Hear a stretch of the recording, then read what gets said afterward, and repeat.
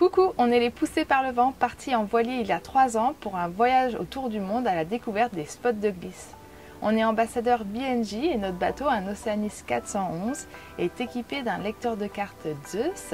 Tout en haut du mât, on a un anémomètre WS310, un radar 4G. Dans le cockpit, on a 2 écrans Triton 2, mais aussi un pupitre de commande pour notre pilote automatique. Un combiné VHF déporté, le V50. Et sous le bateau, on a 2 sondes, la DST 800 et la Forward Scan.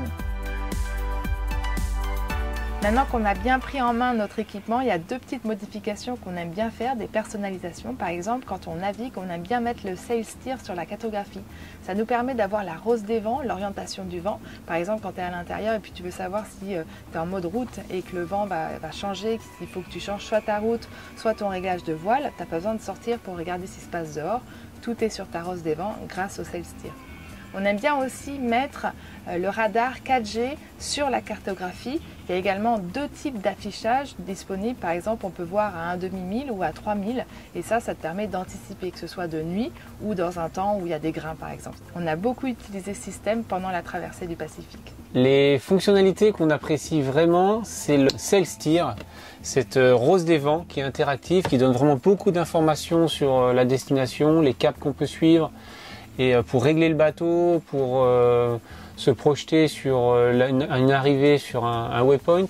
La deuxième fonctionnalité, c'est vraiment l'intégration de PredictWind. Donc là, c'est la météo. Ce qui est génial, c'est de pouvoir avoir plein d'options de route. Donc ça, c'était pour notre traversée du Pacifique. On avait 4 possibilités entre les modèles européens, américains et puis les modèles de PredictWind pour les distances à haute résolution sur des petits parcours. Donc c'est vraiment super pour comparer après ce qu'ils annoncent, les courants, la route et même la houle.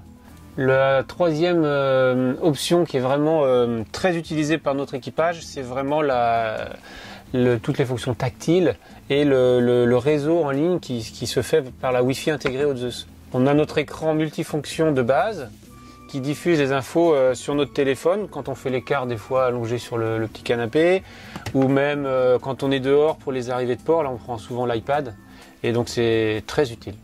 Si on avait un conseil à vous donner, c'est de vraiment prendre le temps d'utiliser les outils parce qu'il y a plein de fonctionnalités qu'on découvre au fur et à mesure et ainsi prendre confiance.